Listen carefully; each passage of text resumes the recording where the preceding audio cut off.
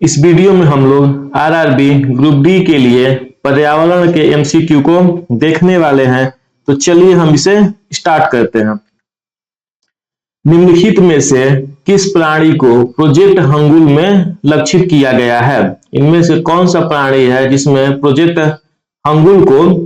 हंगुल में इसे लक्षित किया गया है? तो ये आपका है Kashmiri stag, option C. Project hangul को वर्ष 1970 में जम्मू कश्मीर सरकार ने International Union for Conservation of Nature और वर्ल्ड वाइड फंड WWF के सहयोग से शुरू किया था।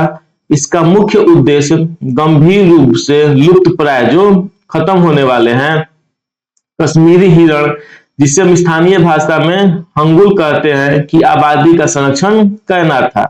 कश्मीरी स्टैग को क्या कहते हैं? हंगुल कहते हैं। उनका वैज्ञानिक नाम जो है सेरस हैंगुल है। यह जम्मू और कश्मीर का राजकीय पशु है जो मुख्य रूप से श्रीनगर के पास स्थित दाची ग्राम राष्ट्रीय उद्यान में पाया जाता है। कहाँ पाया जाता है? दाची ग्राम राष्ट्रीय उद्यान में पाया जाता है, जो कि हमारा श्रीनगर में है। लाल पांडा जो है, लाल पांडा के संरक्षण के लिए वर्ष 1994 में पश्चिम बंगाल के Padmaja Naidu Himalayan zoological park से प्रोजेक्ट रेड पांडा की शुरुआत की गई थी। रेड पांडा की शुरुआत कब की गई थी? 1994 में। कहां से? तो पश्चिम बंगाल के Padmaja Naidu Himalayan zoological park से। हिमालय कस्तूरी मृग के संरक्षण के लिए उत्तराखंड के केदारनाथ वन्य जीव अभयारण्य में कस्तूरी मृग परियोजना 1970 के दशक में शुरू की गई थी। वन्य जीव संरक्षण की कौन सी रणनीति किसी भी एक प्रजाति की रक्षा करने के बजाय संपूर्ण पारिस्थितिकी तंत्र की रक्षा करती है? किस रणनीति में हम लोग किसी एक प्रजाति का नहीं बल्कि पूरी पारिस्थितिकी का हम लोग संरक्षण करते हैं, उसकी रक्षा करते हैं? यह है आपका स्वस्थानीय संरक्षण, ऑप्शन डी स्वस्थानीय संरक्षण। ये क्या होता है? इस पद्धति में जीवों को उनके अपने प्राकृतिक आवास में ही सुरक्षित रखा जाता है। जब पूरा जंगल या पर्यावास सुरक्षित हो जाता है तो वहां रहने वाली सभी प्रजातियां स्वयं सुरक्षित हो जाएंगी। अगर वो आवास जो है पूरा ही सुरक्षित हो जाए तो उनकी जो प्रजातियां वहां पर रहती हैं वो स्वतः ही सुरक्षित हो जाएंगी। उदाहरण के लिए हम बात करें तो हमारा राष्ट्रीय उद्यान होता है, वन्य जीव अभयारण्य होता है और बायो रिजर्व होता है, जिसे हम स्वस्थानीय संरक्षण के अंतर्गत लाते हैं। जैव विविधता क्या होता है? तो यह उन भौगोलिक क्षेत्रों को संदर्भित करता है जहां जैव विविधता बहुत ही समृद्ध है, लेकिन मानवीय गतिविधियों के कारण उन पर गंभीर संकट मंडरा रहा है। इसको हम बोलते हैं जैव विविधता। बीज बैंक या बंदी प्रजनन क्या है? ये दोनों जो है बाह्य स्थानीय संरक्षण है। इनमें संकटग्रस्त प्राणियों या बीजों को उनके प्राकृतिक आवास से बाहर लाकर कृत्रिम रूप से संरक्षित या विकसित किया जाता है। उनके प्राकृतिक आवास से बाहर ला करके उनको संरक्षण किया जाता है। यह पूरी पारिस्थितिकी के बजाय केवल एक विशिष्ट प्रजाति पर केंद्रित करती हैं। ठीक है, जो ये हमारा है स्वस्थानीय संरक्षण किस पे करता है? पूरी पारिस्थितिकी के लिए है। और उसी के उल्टा अगर हम बात करें बाह्य स्थानीय संरक्षण, तो ये हमारा केवल एक प्रजाति पर केंद्रित होता है। इसके एग्जाम्पल हैं हमारे चिड़ियाघर, प्रयोगशाला या वनस्पति उद्यान। बंजर भूमि से क्या तात्पर्य है? वनों से आच्छादित भूमि, प्राकृतिक या मानवीय कारणों से कृषि के लिए अनुपयुक्त भूमि। तो ऑप्शन बी जो हमारा है वो करेक्ट है। निम्नलिखित में से किस प्रकार के वनों में स्प्रूस, फर और चीड़ जैसे वृक्षों के साथ साथ लिंक्स और मूस जैसे जंतु भी पाए जाते हैं? ठीक है, तो कहां पे स्प्रूस, फर और चीड़ जैसे आपके जो पेड़ पौधे हैं वो पाए जाते हैं? तो ये पाया जाता है आपका शंकुधारी वन में। ऑप्शन नंबर डी शंकुधारी वन में पाए जाते हैं। शंकुधारी वन को हम लोग टैंगा या बोरियल वन भी कहते हैं। ये हमारे उत्तरी गोलार्ध के उच्च अक्षांशों जैसे कि 50 डिग्री से लेकर 70 डिग्री में पाए जाते हैं। यहाँ की जलवायु बहुत ही ठंडी होती है, इसलिए यहाँ की वनस्पतियों में सुई जैसी पत्तियों वाले पेड़ जैसे कि स्प्रूस, फर, चीड़ और लर्च पाए जाते हैं। इन जंगलों में कड़ाके की ठंड को सहन करने वाले विशिष्ट जीव जैसे लिक्स, मूस, बीवर और साइबेरियाई कस्तूरी मृग पाए जाते हैं। बाकी ऑप्शंस की बात करें हम, समशीतोष्ण पर्णपाती वन, ये जो होता है मध्यम जलवायु वाले क्षेत्रों में होता है। यहाँ पे क्या मिलता है, तो ओक और बीच जैसी चौड़ी पत्ती वाले पेड़ मिलते हैं जो सर्दियों में अपनी पत्तियां गिरा देते हैं। तो समशीतोष्ण पर्णपाती जो होता है मध्यम जलवायु में होता है और यहाँ पे मिलता है ओक और बीच। अल्पाइन टुंड्रा वन क्या होता है, अत्यधिक ऊंचाई वाले पेड़ों पर जहां अत्यधिक ठंड और तेज हवाओं के कारण बड़े पेड़ नहीं उग पाते हैं। यहाँ केवल काई और लाइकेन पाए जाते हैं। कहाँ पे, अल्पाइन टुंड्रा में। उष्णकटिबंधीय वर्षावन भूमध्य रेखा के पास अत्यधिक गर्म और नम क्षेत्रों में होते हैं। यहाँ पे महोगनी, एबोनी और रोजवुड जैसे पेड़ तथा बंदर, चीता और रंग बिरंगे पक्षी पाए जाते हैं। नेक्स्ट बात करें हम, अर्ध शुष्क उत्तर पश्चिमी भारत में अत्यधिक नहर सिंचाई के कारण मृदा लवणता बढ़ती है और फसल की पैदावार घटती है। इसका सर्वोत्तम स्पष्टीकरण क्या है और इसे ठीक करने के लिए कौन सा उपाय आवश्यक है। तो लंबे समय तक सिंचाई करने से जल अपलावन होता है। प्राथमिकता इसका सूखा प्रतिरोधी फसल किस्मों की ओर स्थानांतरित होता है, ये आपका गलत है। नहर का ठंडा जल फसलों पर शरीर क्रियात्मक के रूप में दबाव डालता है, ये भी गलत है आपका। अतिरिक्त सिंचाई से पोषक तत्व नीचे की ओर बह जाते हैं, बह नहीं जाते हैं। भौम जल स्तर बढ़ने से नमक का स्तर बढ़ जाता है, ठीक है। प्राथमिकता जल निकासी में सुधार और नमक के निक्षेपण को रोकना। तो ऑप्शन डी जो है आपका वो सही। हमसे क्या पूछा गया है कि जो मृदा लवणता बढ़ता है उसका कारण क्या है, उसको हम ठीक कैसे करेंगे। तो मृदा लवणता बढ़ता है अधिक सिंचाई करने से कि भौम जल स्तर क्या होता है, बढ़ता है और नमक का स्तर क्या हो जाएगा, बढ़ जाएगा।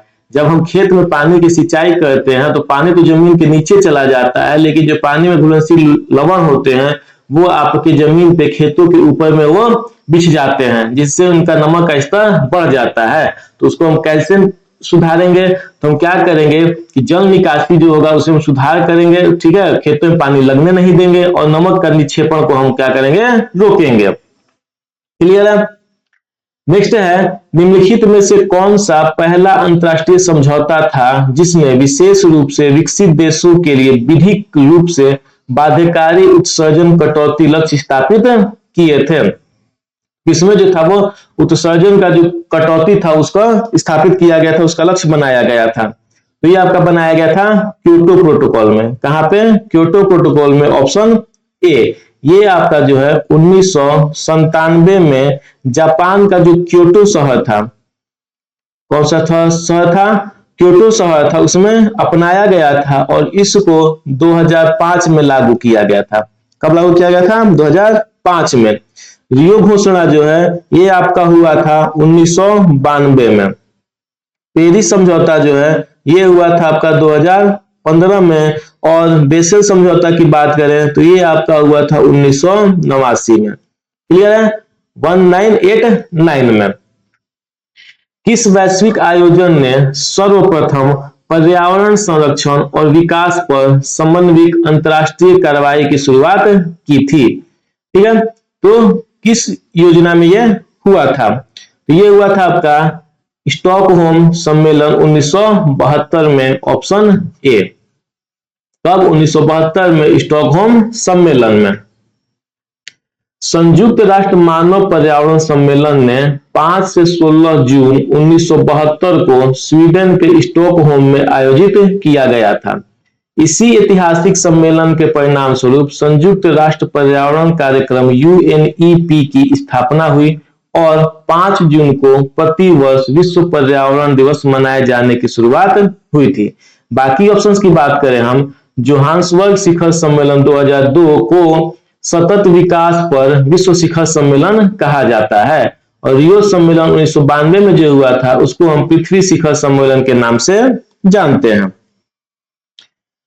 एजेंडा 21 सतत विकास के लिए व्यापक कार्य योजना किस अंतरराष्ट्रीय सम्मेलन में अपनाया गया था? एजेंडा 1 जो है वो किसमें अपनाया गया था, ये आपसे पूछा गया है। तो ये जो आपका अपनाया गया था रियो डी जेनेरियो, जिसको हम अर्थ समिट कहते हैं, ये 1992 में हुआ था, इसमें अपनाया गया था। ऑप्शन नंबर बी, ठीक है। ये समझौता जो है, जो आपका मॉन्ट्रियल प्रोटोकॉल हुआ था, ठीक है, इसी मॉन्ट्रियल प्रोटोकॉल में ये एक संशोधन था और इसका मुख्य काम क्या था कि हाइड्रोफ्लोरोकार्बन के उपयोग को स्टेप वाइज स्टेप कम करना था। क्लियर है। नेक्स्ट है आपके पास, निम्नलिखित में से कौन सा जल प्रदूषक का एक बिंदु स्रोत होता है? कौन सा जल प्रदूषक का एक बिंदु स्रोत होता है? तो इसमें होता है आपका औद्योगिक विसर्जन पाइप। Option number A. कौन सा? औद्योगिक विसर्जन पाइप। बिंदु स्रोत क्या होता है वो हम देखते हैं। बिंदु स्रोत होता है, प्रदूषण वह होता है जहां प्रदूषक किसी एक स्पष्ट रूप से पहचाने जाने वाले स्थान या स्रोत से सीधे जल निकाय में छोड़े जाते हैं। ठीक है, वैसा जिसको हम पहचान सकते हैं, जैसे कि कोई विशिष्ट पाइप, नाली या कारखाना, इसको हम बोलते हैं बिंदु स्रोत। निम्नलिखित में से किस विधि का उपयोग विशेष रूप से कणीय वायु प्रदूषक को नियंत्रित करने के लिए किया जाता है? धूल और फ्लाई ऐश को रोकने के लिए वस्त्र निस्यंदक का उपयोग। तो ये आपका जो है वो करेक्ट आंसर है, ऑप्शन नंबर ए। कणीय वायु प्रदूषण क्या होता है? तो कणीय वायु प्रदूषण को नियंत्रित करने के लिए भौतिक फिल्टर और यांत्रिक उपकरणों की आवश्यकता होती है। ठीक है, जो पीएम पार्टिकल्स होते हैं उनको नियंत्रित करने के लिए भौतिक फिल्टर और यांत्रिक उपकरण की आवश्यकता होती है। वस्त्र निस्यंदन क्या है? तो वस्त्र निस्यंदन का उपयोग जो होता है औद्योगिक कारखानों की चिमनियों से निकलने वाले मशीन धूल और फ्लाई ऐश के कणों को हवा में मिलने से रोकने के लिए किया जाता है। ये बड़े कपड़े के थैले की तरह काम करता है जो कणीय पदार्थों को छान लेते हैं। इसके अलावा इलेक्ट्रोस्टैटिक प्रेसिपिटेटर और साइक्लोन सेपरेटर भी कणीय प्रदूषक रोकने के मुख्य साधन है। ठीक है, वही आपसे पूछा गया कि धूल और फ्लाई ऐश को रोकने के लिए जो हम वस्त्र नियंत्रक का उपयोग करते हैं, पूछा ना कि कणीय वायु प्रदूषण को नियंत्रित करने के लिए क्या किया जाता है? तो वस्त्र नियंत्रक जो है आपका एक यांत्रिक उपकरण है जिसके थ्रू हम कणीय प्रदूषण को रोकते हैं। 2021 के अनुसार किस राज्य केंद्र शासित प्रदेश में उनके भौगोलिक क्षेत्र के सापेक्ष वन आवरण का प्रतिशत सबसे अधिक था? कहां पे वन आवरण जो है प्रतिशत के हिसाब से सबसे ज्यादा था? तो ये आपका है मिजोरम में। Option number A, Mizoram. भारतीय वन सर्वेक्षण की भारत वन स्थिति रिपोर्ट 2021 के अनुसार मिजोरम में उसके कुल भौगोलिक क्षेत्र के सापेक्ष सर्वाधिक 84.53% वन आवरण दर्ज किया गया है। यानी जितने उसकी क्षेत्रफल है उसमें से 84% जो है वो वन है। राज्यों की श्रेणी में मिजोरम जो है पूरे देश में पहले स्थान पर आता है। यदि केंद्र शासित प्रदेश को भी शामिल किया जाए तो लक्षद्वीप जो है 90.33% के साथ शीर्ष पर है। कुल क्षेत्रफल के हिसाब से भारत में सबसे अधिक वन जो होता है वो मध्य प्रदेश में पाया जाता है। अगर क्षेत्रफल के हिसाब से पूछे तो मध्य प्रदेश में, प्रतिशत के हिसाब से पूछे तो मिजोरम में, और केंद्र शासित प्रदेश को शामिल कर लिया जाए तो लक्षद्वीप में। सर्वाधिक वन प्रतिशत वाले 3 राज्य जो आपके हैं वो मिजोरम, अरुणाचल प्रदेश और ये मेघालय। कौन से? मिजोरम, अरुणाचल प्रदेश और मेघालय। मिजोरम में 84.53%, अरुणाचल प्रदेश में 79.33% और मेघालय में आपके 76.0% आपके जो है वो वन है। किसकी अधिक उपस्थिति मुख्य रूप से झीलों में सुपोषण का कारण बनती है? ये बनता है आपका नाइट्रोजन और फास्फोरस का। कौन सा? नाइट्रोजन और फास्फोरस। Option number A. सुपोषण क्या होता है? तो सुपोषण जो है जल प्रदूषण की वह स्थिति है जिसमें किसी जलाशय को नाइट्रोजन या फास्फोरस जैसे पोषक तत्व तो प्रचुर मात्रा में मिलने लगते हैं। तो सुपोषण नाम उसी को दिया गया है जब हमारे जल में नाइट्रोजन और फास्फोरस की मात्रा अधिक बढ़ जाती है। इसके कारण पानी की सतह पर शैवाल का अत्यधिक और तीव्र विकास होता है जिसे हम अलगल ब्लूम कहते हैं। यह पानी में ऑक्सीजन के स्तर को कम कर देता है, जिससे जलीय जीव हमारे होते हैं वो मरने लगते हैं। निम्नलिखित में से कौन सा विकल्प सुपोषण का सही वर्णन करता है? घुले हुए खनिजों द्वारा अम्लीय जल का उदासीनीकरण नहीं, महासागरों में ठंडी और गर्म जलधाराओं का मिश्रण, ये भी नहीं, पोषकों के साथ जल का संवर्धन जिससे अधिक शैवाल वृद्धि होती है। तो हमने पीछे देखा था ऑप्शन सी जो है हमारा वो करेक्ट आंसर है।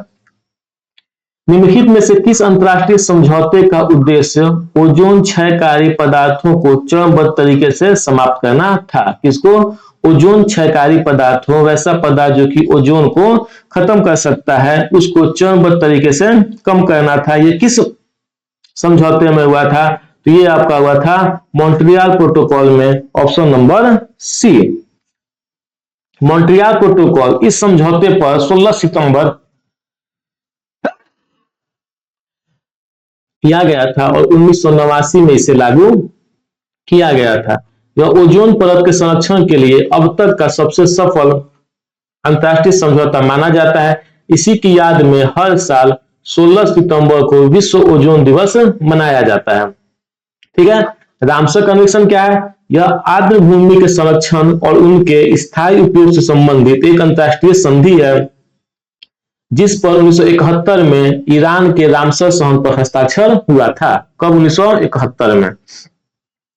पेरिस समझौता या क्योटो प्रोटोकॉल, ये दोनों समझौते जो थे जलवायु परिवर्तन से निपटने और ग्रीन हाउस गैसों के उत्सर्जन को कम करने से संबंधित थे। कौन कौन से? पेरिस और क्योटो प्रोटोकॉल। निम्नलिखित कथनों पर विचार कीजिए। भारत में हाथियों की रक्षा के लिए 1992 में प्रोजेक्ट एलिफेंट की शुरुआत किया गया था, ये आपका सही है। भारत में बाघों के संरक्षण के लिए 1973 में प्रोजेक्ट टाइगर की शुरुआत किया गया था, ये भी आपका जो है वो सही है। सुंदरबन बायोस्फीयर रिजर्व भारत के पश्चिम बंगाल में है, ये भी सही है। केवलादेव राष्ट्रीय उद्यान आपका मध्य प्रदेश में स्थित है, तो ये जो है आपका वो गलत है। केवलादेव राष्ट्रीय उद्यान जो है आपका मध्य प्रदेश में स्थित नहीं है, ये आपका स्थित है राजस्थान में। कहाँ स्थित है? राजस्थान में, जिसको हम लोग भरतपुर पक्षी अभयारण्य भी कहते हैं। तो यानी पहला, दूसरा और तीसरा सही है। ऑप्शन नंबर बी जो है आपका वो करेक्ट है। निम्न में से कौन सा नियम संदूषित स्थलों की पहचान, निर्धारण और उपचार की प्रक्रिया को परिभाषित करता है? किस नियम के थ्रू हम संदूषित स्थलों की पहचान कर सकते हैं? तो हम ये कर सकते हैं आपके पर्यावरण संरक्षण नियम 2025 के थ्रू, ऑप्शन नंबर सी। निम्नलिखित में से कौन सा खाद्य श्रृंखला में जैव आवर्धन का उदाहरण है? तो जैव आवर्धन का उदाहरण इसमें से आपका कौन सा है? तो जल से शैवाल तक, शैवाल से मछलियों तक और मछलियों से पक्षियों तक DDT की सांद्रता में वृद्धि, ये आपका ऑप्शन नंबर जो डी है वो राइट आंसर है। ठीक है। जैव आवर्धन क्या होता है? तो जब कोई अजैव, निम्नीकरणीय और वसा में घुलनशील विषैला पदार्थ जैसे कि DDT या पारा पर्यावरण में प्रवेश करता है, तो जीव उसे अपने शरीर से आसानी से बाहर नहीं निकाल पाते हैं। परिणाम स्वरूप खाद्य श्रृंखला में जैसे जैसे हम नीचे पोषी स्तर जल और शैवाल से उच्च पोषी स्तर मछली और शिकारी पक्षी की ओर बढ़ते हैं, वैसे वैसे इन विषैले पदार्थ की संख्या जो होती है लगातार बढ़ती रहती है। इसी को हम बोलते हैं क्या? जैव आवर्धन। तो हमारा जल में शैवाल से क्या होगा? शैवाल को मछलियां खाती है, फिर मछलियों को पंछी खाते हैं। तो इस तरह से ये हमारा जो है वो करेक्ट आंसर है, ऑप्शन डी। नेक्स्ट अगर हम बात करें तो अम्लीय वर्षा के निर्माण के लिए निम्नलिखित में से कौन सा प्रदूषक मुख्य रूप से उत्तरदायी है? तो अम्लीय वर्षा जो होता है वो किसके कारण होता है? अम्लीय वर्षा जो होता है वो सल्फर डाइऑक्साइड के कारण होता है।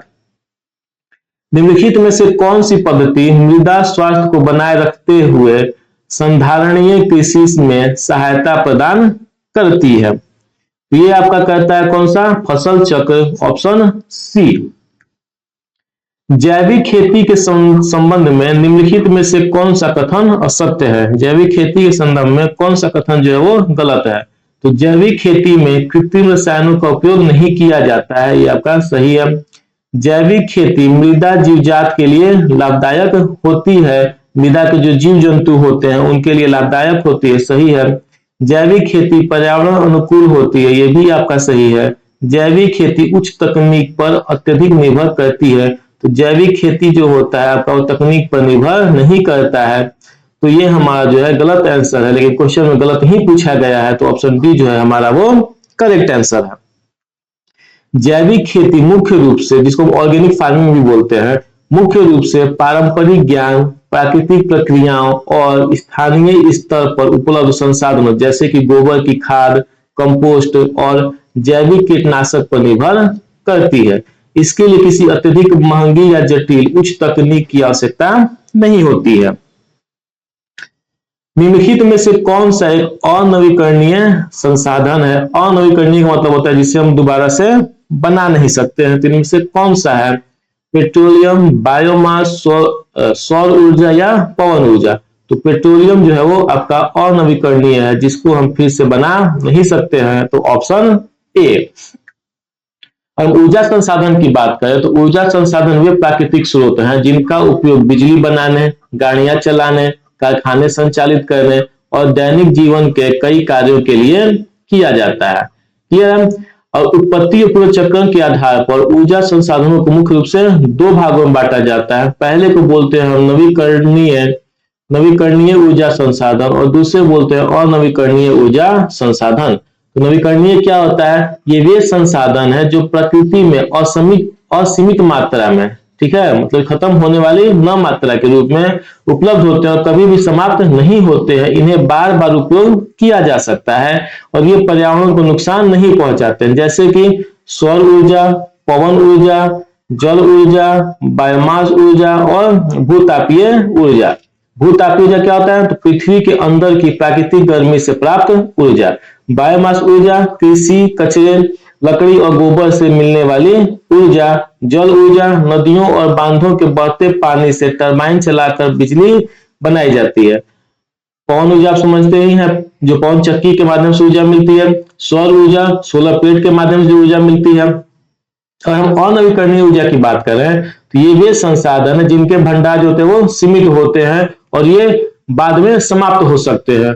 उन्हें दोबारा बनने में लाखों वर्ष लग जाते हैं और इनके उपयोग से प्रदूषण फैलता है, जैसे कि कोयला हो गया, पेट्रोलियम हो गया, प्राकृतिक गैस हो गया, परमाणु ऊर्जा हो गया।